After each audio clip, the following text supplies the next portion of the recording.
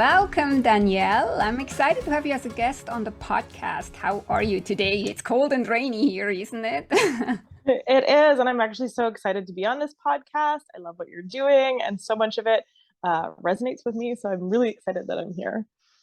Oh, I'm very excited that you're here too. And also, I resonate a lot with what you're doing, especially after I looked into what all you're doing.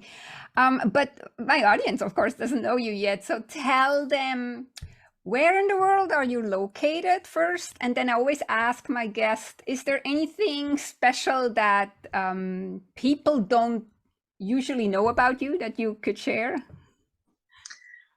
Oh, well, I am located in Vancouver, BC. And I don't know if it's something that people don't know about me, but the most interesting thing I think that about me is that I am an entrepreneur and I'm an avid advocate. Oh, it's hard to say. Um, for the disabled community. And I myself am low vision blind with a degenerative eye disease. So I think I'm very much an open book about that. So it's definitely not something people don't know, but I think it does make me a very interesting person. It does. And also, the other interesting thing about having a disability that is not at first sight visible, like because when they see you now on video, I can confirm we actually don't see that you're a blind person. I find that makes you for sure interesting in a way, but it could also trip people over, or yeah, how do you Yeah. say that? Well, Um, it's good because it brings that awareness that lots of people like say, "Oh, you don't look blind," but it shows like, what does that mean? I mean, you definitely tell if we hadn't made the adjustments. Like, I can't see myself on the camera, so prior to starting the recording, having to make sure that I was like fully in the frame. You mhm. know, little things like that probably would have given it away if you'd let me sit here with half my head cut off. But Yes, yes, but I know, so like my husband has also a disability, a physical one that you also don't see, and he encounters sometimes misunderstanding or not understanding because you don't see it. And yeah, so I wanted to say I checked out your Instagram profile, and in there you do say that you're a blind entrepreneur, you do dog training, you're a disability advocate, you're also a rower, like you want to go to the Olympics, maybe even. And another that thing would you're be saying is amazing to you're be a ambitious. blind badass, and I love that. Yes. So tell me about the badass part. Um, so it's like my little slogan for myself to remind me to be ambitious, to push outside the bounds of what my disability normally quote unquote looks like to people. And so one day someone said to me, that for someone who's blind, you're super badass because I'm just doing all of these different things. And Yeah. ironically, the thing that I had to kind of come to terms with was that a lot of times I didn't think the things that I was doing were that impressive, mostly because I am within the community of people with disabilities. And I think that there's lots of people doing things that are much harder, or I would consider way more impressive than what I'm doing. But giving myself that permission to acknowledge that there is a level of rebelliousness away from the norms of the expectation of my visual impairment. And that's where that term was coined, I guess. Yeah, I love it. Does it maybe even help you cope a bit, like with the day-to-day limitation that I feel like is still really big in our society? That you can call yourself a badass, and maybe sometimes when life gets hard, you can kind of say, okay, Danielle, now you pull out your badass attributes so that you can cope with it better. Well, I think it's less of it's a coping in a way of reminding me that when I falter, when I'm having difficulties, that I am doing things that are hard, and that by trying and pushing these bounds of what people expect someone with visual impairment to do, makes me badass, and kind of gives me that permission to be like, yep, you're doing things that are hard, and that is impressive. And instead of trying to work harder to prove my worth as someone with a disability. So it's a way of me owning it, I guess, and giving Yeah. myself that reminder. Yeah. Yeah. Yeah. I think it's awesome. And it also like reminds the people who have not such a limitation themselves that they maybe should be a little bit more badass. It's like you're an advocate for people with disability, but in a way, as a second tier, you're almost like an advocate for us to being more badass ourselves, and we see what you can do Totally. with your limitation, and then we're like, why aren't we doing more badass stuff? Yeah. Well, and I think it's important that people love what they're doing and are ambitious, and in whatever words that resonates with them. That's kind of where I come from, and so I think we need to give ourselves that permission to love our lives and to be ambitious and to really push things. Yeah. Yeah, and I also love your sense of humor. So I checked out your Instagram, and for Halloween, you have a post there with a photo of you and your dog.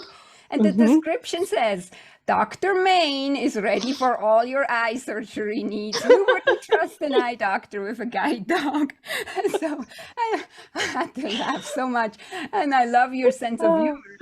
But I could imagine sometimes it's not so funny what people do. What is some of the ridiculous things people do when they realize that you are blind? Well, I think it's it's unfortunate, but because of the public's lack of awareness of what it means to have a visual impairment, or what people with visual impairments can and can't do, um, it drives people to some very interesting reactions. I've had anything from a store clerk coming up to me and going, "You're blind, but what happened to you?" like, like, so comments like that, and also like um, people grabbing without consent, Yeah. or even without saying anything. And that's such a big deal for anyone with a disability. Consent is so important. I mean, sometimes it's as minor as things like someone left a bike blocking a crosswalk entry, like the curb cut, and I hit it with my cane and went to go around it, and I was like, "Oh, that's a really strange place for a bike." And the person came over, and instead of moving their bike, they grabbed and started trying to move me, and I'm like, "Wait, what?" Like, no, Oy. no, move the bike. I'm fine. Like, Yeah. um, Yeah. so there's lots of strange reactions, and I think that's the biggest one is people grabbing and assuming, and it's a big pet peeve for a lot of people with disabilities. So let's clean this up right now since you're talking about this. How should we approach you then? So we come to you and we should just talk. That could startle you too. So how do we do it right? You have the chance to say it. I don't think that like talking is startling. I'm not a deer, so I'm not going to be like, Yeah. "Whoa," right away. But I mean, if you approach someone with any form of a disability, going, "Hi, do you need a hand?" or can I help you? Are you struggling? Or even if you realize that you've done something dumb, like blocked a thoroughfare, just apologize. "Oh my God, I'm so sorry. Do you need help? Can I move it?" It's just that awareness of things, which bleeds into so many things in our day to day. And that communication is just a big key part of it. Yeah. Mhm. Mhm. Okay.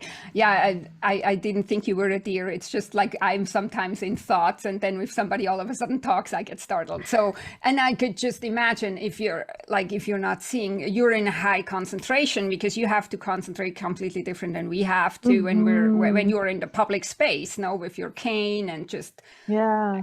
But with the in dog. that Yeah, and often in that mode, though, lots of people with visual impairments, we are very focused on what we're listening to. So, Mhm. I think lots of people kind of zone out, and then they can get startled by stuff like that. And I didn't mean that to make fun of you. I just think it's funny because, people always, uh, just people's perception of blindness. But um, Yeah. oftentimes means that we're very much aware of sounds, and we're going to hone in on you right away as soon as you say something. And also being aware that only like 1 in 10 people who are blind have no vision at all. Hmm.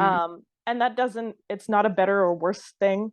Um, but someone might not be struggling as much as you think they are, and someone also might surprise you and be looking down at a phone with it, with adaptations on it to make everything bigger. I mean, I can't see my phone anymore, and out of force of habit, because my eyesight is degenerative, I still hold it up like I'm reading it, but it's talking to me. And it's just like one of those like force of habit things. Mhm. So, for public to remember, um, to not assume, and that not everyone has no vision, not everyone is struggling. And yeah, it's such a good reminder, I think. I think it's literally we are as a society not aware enough, and we're not made aware enough, and that's a little bit why I also invited you on the podcast. We're going to talk a Yeah. lot about just in a little bit about what we as business owners can do better, or what and but I wanted to first talk a little bit what we as just individuals can do better, and Mhm. so that's a good thing.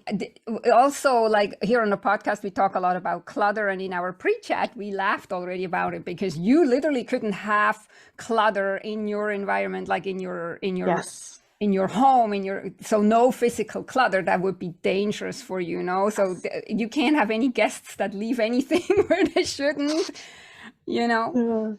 Yeah. Um, Yeah, it's funny. Maybe that should be your motto, is like tell all of your listeners to live as if you were blind. So like all of my kitchen surfaces have to be clean. Everything has a place and has to go back in that place.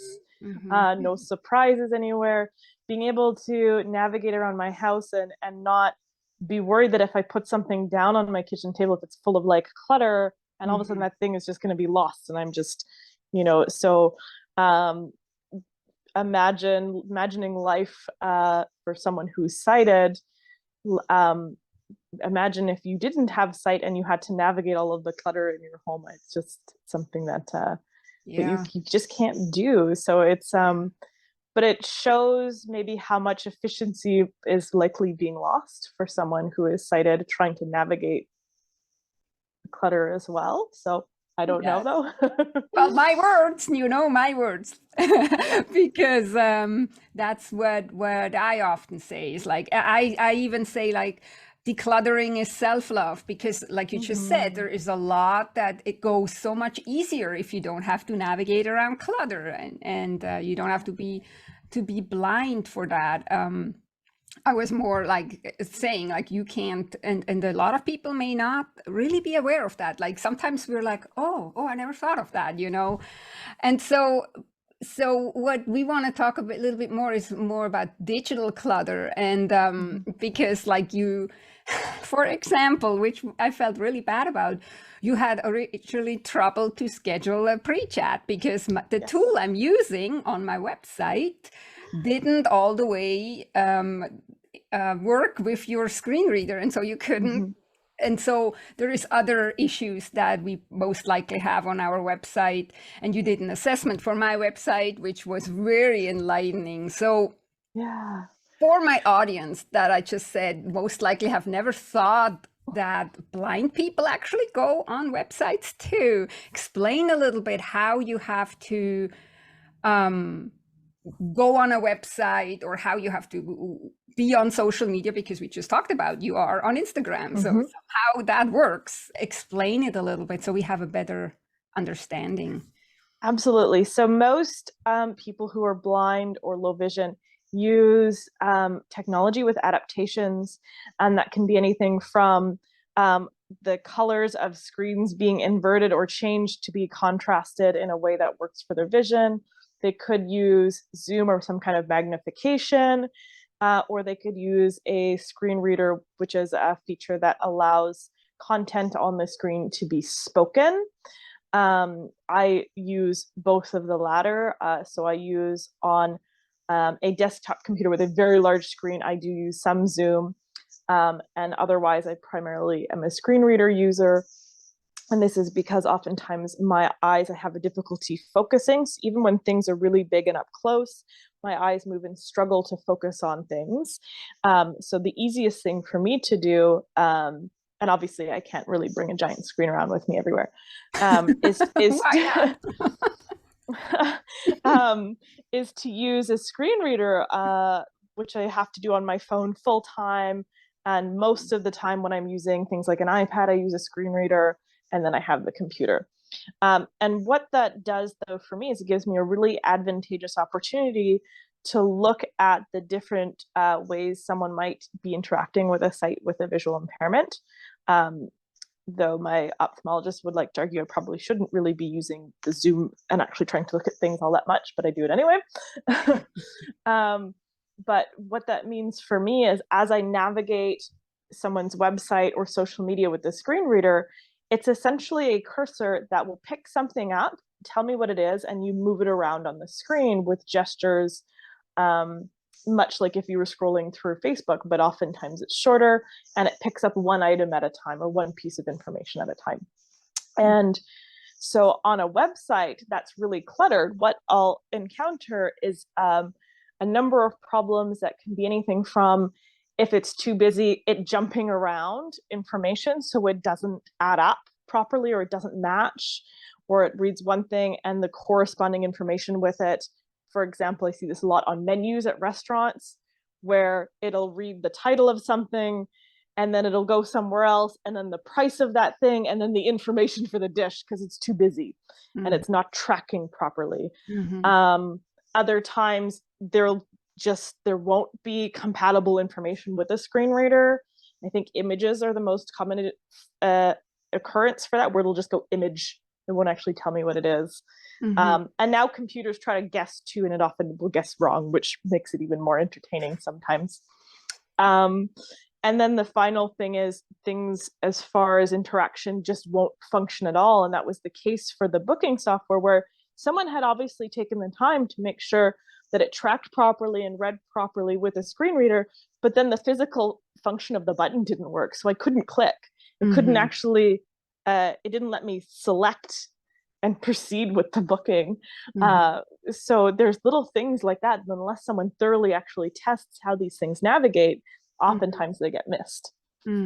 Yeah, it's really humbling how complicated it is just because you don't see, you know, it's like something that we take for granted. We just open our laptop or look at our our phone screen and it all works, and you actually have to involve these tools, and then these websites are not considerate enough, let's say like this, and I'm one of them, because like even we kind of, it's just not enough in our awareness.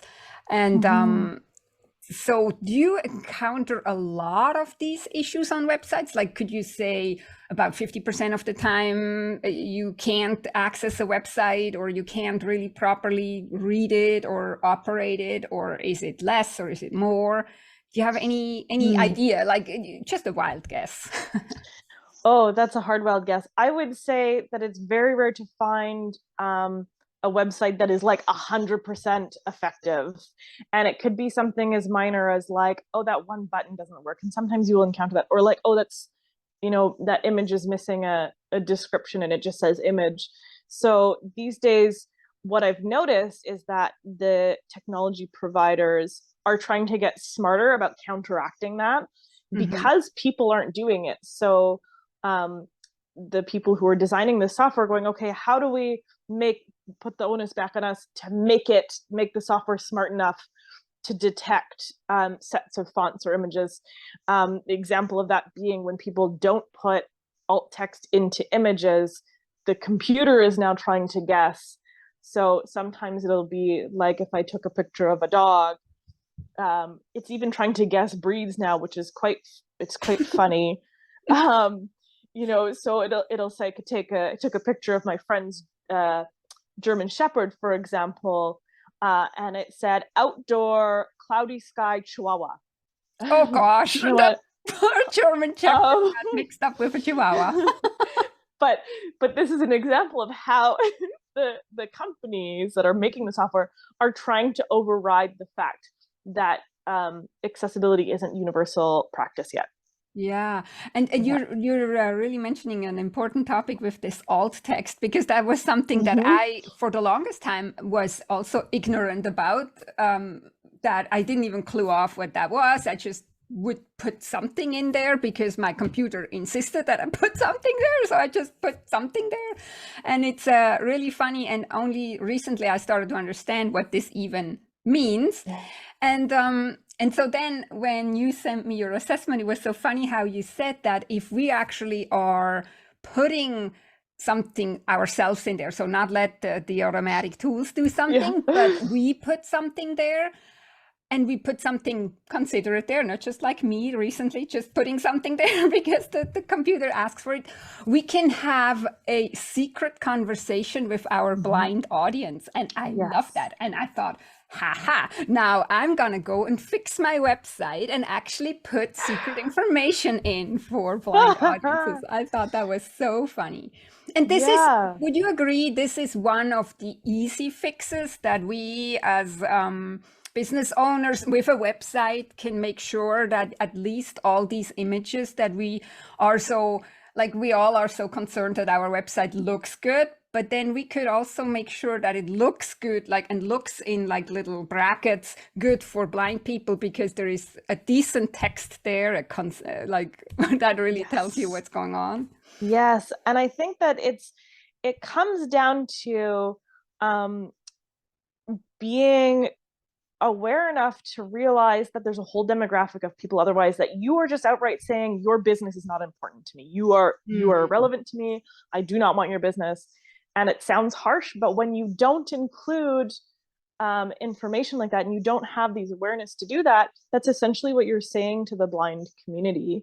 And it's really unfortunate because a lot of these big platforms these days, such as Facebook, Instagram, MailChimp, which is I know a big program that's used for newsletters, they all have really easy tools for adding alt text, which for anyone who's not aware of it is not the same thing as the caption that you put on photos. And oftentimes I think some people that are really trying will try to put image description and they'll write it on the bottom. But it isn't necessarily the same. Partially because if you put an image description there and the computer generates something else, they could be different. And on top of that, you're making your post quite a bit longer, and that might be a deterrent from some sighted people from reading the whole thing. So there's all of these benefits for doing alt text, and it makes it so easy just to put that information in. And on top of that, the other recommendation I would make that's such an easy change is making sure that the language you're using, not trying to use slang or abbreviations that don't always read properly, because sometimes the slightest thing can totally read differently.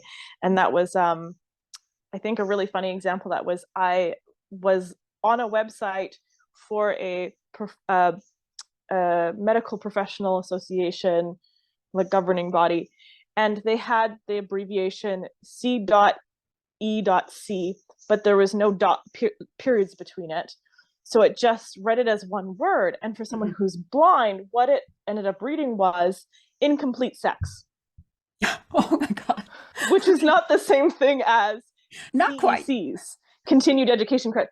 So I said, are you aware that your site is saying no sex, incomplete sex, completed sex? Because at first I was like, what is it? What is this? Like, I just couldn't figure out what information I'd stumbled onto this website, which seemed completely irrelevant to this professional association. And then I emailed them and they were like, we had no idea. So that's a totally different message than the information they're giving their blind users. And that something so little as a period, as a single piece of punctuation, had made that much of a difference. Yeah, two things to that. I think abbreviations is a little bit of a bad habit in North America. So I'm originally from Switzerland, and English is my second language. And I mean, now I'm much better with it. But when I came first here to North America, all these people talking even with abbreviations to me, I'm like, what the hell are you talking about? Like here in British Columbia, RCMP. Well, how shall I know what RCMP is if I'm not from Canada, you know? And so this is for sure the abbreviations. That's a good point. We should, for you, not have abbreviations in our posts, and maybe even for people that are not from our immediate country, because they may not understand either what you're talking about, you know. Then the other thing I wanted to say is like, I feel like I can totally see how you feel disrespected when you end up like that, that we as business owners don't want you as a clientele because we're not making it accessible for you. But I think most are not even doing this on purpose. They're just Mm-hmm. not aware. And that's why also was one of the reasons why the minute I saw your Facebook post a couple of weeks back or whenever that was in that business networking Facebook group, I thought, oh, I want to have you on a podcast because I'm realizing I'm doing it wrong, especially with the alt text. And so many are probably not aware what problems it creates on your end that we're just not aware. So I wanted to bring Yeah. awareness to it. Yeah. Yeah. And you even said something really interesting in my assessment report, or was it in the other one that you sent me about the alt text, that it is not just the benefit and that we are including you by making it accessible with alt text, it's also good for search engine optimization. So It even if is. people Yes. feel like, I don't care about the blind people that much, which would be very rude, at least that would I'm not giving anybody an out. This actually should be top priority, but I'm just saying it's an added bonus. Now that search engine optimization, which is a book with 7 seals for most people, but it would Yeah. help.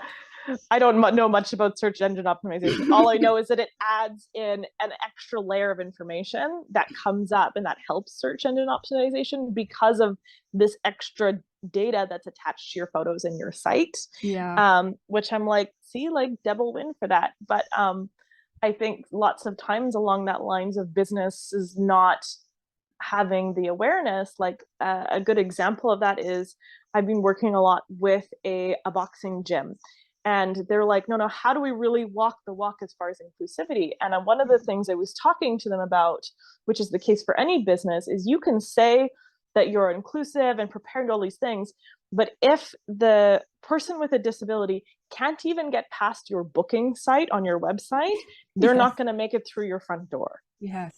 Yeah. Right. Yeah. So what, even if it's a digital front door, like they're just not going to make it to you. That's going to be a dead end right there. And lots of people don't even realize that they're shutting the door that early on in their interaction with someone with a visual impairment. Yeah, such a good point. Such a good point. And if you're like me, a little bit impatient person, and if I would get shut down like this, like you just explained with the even on the website, I would just not even want to do business with that company, depending on my mood, of course. But yeah, and so people and besides, it's just inclusivity should be normal in my eyes. So it should be completely normal. Inclusivity and accessibility should be a normal thing, and we need to get it there. So we all have to start taking care of it. And you talked about the boxing gym. So let's move from the websites over to brick and mortar real quick, because a lot of my listeners, they may have brick and mortar businesses, or at least they may have a physical location where people are coming to. Do you have any tips what they could, I mean, it's probably a longer discussion what all they can do to be accessible for you, but what is some easy fixes that they could just do if they would just be a little bit more considerate? Yeah, it's such a vast topic, especially because, Yeah. depending on what kind of business you're running, can really affect the kind of advice I'd give someone. But in general, I would say, the key things are, can someone with any kind of disability get through your front door? Right? Meaning, is the door wide enough? Do you have buttons? If you don't, are your doors propped open? Can someone in a wheelchair or with a visual impairment get down your aisles safely? And that could be anything from or navigate through your physical space safely. And that could be anything from like the width of aisles between clothing. Do you have anything hanging at head height? Liquor stores are the worst for someone who's blind because there's often glass at a low height, and I'm swinging this big stick around. It's just a bad place for someone who's blind to be. And not that it stops most blind people, but so things like that, like, will your merchandise get broken if someone who's blind comes in with a cane? Right? So and then the easiest solve for any business with accessibility is your customer service education. Do the people that you have interacting with your clientele understand how to interact with someone with a disability? Do they understand how to identify when someone might have communication barriers like a hearing impairment or a visual impairment? The worst one example I have for that is really commonly right now, those pay terminals that are completely touchscreen are coming up everywhere. And someone who's blind just can't use them. Yeah. Full stop. Can't use one of those. Yeah. And the amount of times I end up first thing in the morning just trying to like get a coffee or something, and the barista will set up this, you know, touch screen pay terminal and then walk away from me, and then they'll come back and go, ma'am, do you want to pay? And I'd be like, I'd like to, but I can't because I have no way of identifying where the buttons are on this screen. So that becomes a communication barrier, right? So there's these physical barriers, there's these communication barriers, and then of course those interaction barriers with the online present stuff. But I would say education is absolutely key, because even if you go to the efforts of doing something like making a physical business accessible, i.e. there's a restaurant that I went to over the summer where you could tell someone put a lot of thought and care into the layout and the planning to make it accessible, where they had ramps and they had buttons, and the serving staff just had absolutely no clue how to actually serve. I was with someone in a wheelchair and then myself.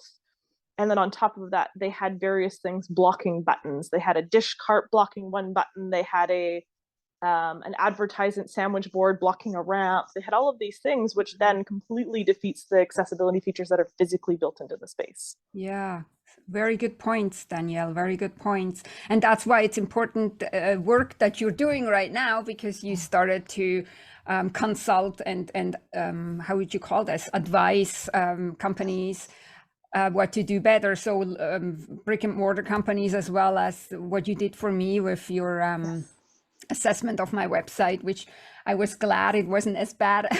You did good. But I built it myself, and I have myself some eye issues. So a lot of the times I'm not as bad as you. Don't want to put myself in the same category. You for sure have more trouble, but I have trouble too when it's too small font or too busy or too, and so that's why I made my website not that way. But I made still a lot of mistakes that I have now a list what I'll have to fix. Yeah, I don't like comparing ever. Like, to be honest, it's just different. Your needs are different. It's not as bad as, or, you know, and I think that's a common misconception. I had an interaction with a parent with a small child that was wondering what my cane was. And at first the parent was like, oh no, Shani. And I went, no, it's a good question. And I sat there and I talked to the child about my vision and what I could kind of see. And as the parent walked away with the kid, they said, see, honey, and it would be extra important if she couldn't see at all. And I went, that wasn't the takeaway whatsoever. Because the reality is that the struggles that I have aren't better or worse than someone with no vision. They're just different. You know, they're apologizing to yellow one of those giant pylons because I think it's someone in an orange coat, right? Like, so there's which is kind of funny, but like, it's just different. It's not better off or worse. And that's a conversation that I've had with other people with no vision, that, you know, some of the struggles that they have are not things that I have, and vice versa. So and I think this is where that consideration of all people's needs is definitely important. Accessibility of sites for someone who's low vision or just has some visual difficulty is different from someone who's using a screen reader, but also could be different than someone who might have dexterity issues and might have trouble pressing buttons and in navigating your site if your site is really busy, right? And these are all considerations, none of them better or worse than others. Good point. Good point. Thanks for clarifying this. I want to just towards the end switch a little bit of gear too, and because you have a charity called Leash of Hope Assistant Dogs, and I find that I want to give you opportunity to talk about this. So how did you start this? Well, I would assume you probably have a service dog yourself, or at least access to one. I'm not quite sure. And also like how did you start it, and how much does such a service dog help you in terms of emotional support and also being more independent? Because I think sometimes there is a lot of misunderstanding around dogs as well. I know Mhm. here in BC there was some incidents where store owners didn't let people with service dogs into their store because they just said, oh, no dogs allowed, and all kinds of stuff. So I wanted to touch on that, on all Yeah. kinds of areas, whatever you want to talk about, your chili. Oh, it's such a vast topic. Yes. So I have the other founder of the organization is also a woman with a disability. So along with me being someone who's blind, the other founder of Leash of Hope has cerebral palsy, and she's someone in a wheelchair. And we started the organization 8 years ago with the intention of going, how do we do things different when we look at industry standards, which there's a lot of good organizations out there, but we also saw a lot of ways where a service that was geared differently could meet the needs of people with different needs, um, as well as things that we thought might be a little bit outdated as far as how dogs were being trained or how things were being run. And that's not to say that these practices or schools that do these things are bad or wrong, but the need for there being another professional avenue for people to acquire a properly trained guide and service dog was something that we wanted to fulfill. And an example of that is, for me, I am a very active, high energy person. I decided I didn't want to go to the States for a guide dog. And oftentimes it's very common for dogs that are lower energy to be utilized because they're very accommodating to lay people who might not speak dog very well, Mm-hmm. but they oftentimes end up being low energy. So we ended up looking at examples like that of like, if I could really choose a dog that fit me and my lifestyle, what would I end up with? Mm-hmm. My friend had a background with some professional education and done many years of education working with an apprenticeship under another program, and we decided, how do we fulfill this need? And so we started Leash of Hope with the intention of also rescuing dogs out of shelters. So my first guide dog, Pedro, was the first dog that Leash of Hope trained and had certified. And he was a total jack of all trades dog, and he was a street stray as a young puppy from Mexico. And he's 10 now, and he's retired. And since then, we have trained and placed 32 dogs with various individuals with different disabilities. And we're a registered charity, and we are kind of growing, you know, every year. And that's part of what brought me into advocacy work, because there's so much misconception about disability aside from service animals, which is a whole kind of other topic for businesses to be aware of, because the reality is not every person who's blind, quote unquote, looks blind. Not every person with a disability is going to be obviously disabled. Mm-hmm. Um, and that said too, you know, not realizing that there are many different types and shapes of service dogs out there that help people in different ways are going to be out there. So my takeaway for that for businesses is to really know that a service dog is obvious when it's a service dog, mostly in the training. Like, don't look at the individual. If the dog looks confident, looks like it should be there, is usually wearing something to identify it, Mm-hmm. um, is performing a job well, and you can tell it's got a lot of training in it, it's likely supposed to be there. And those are the clientele you want to protect.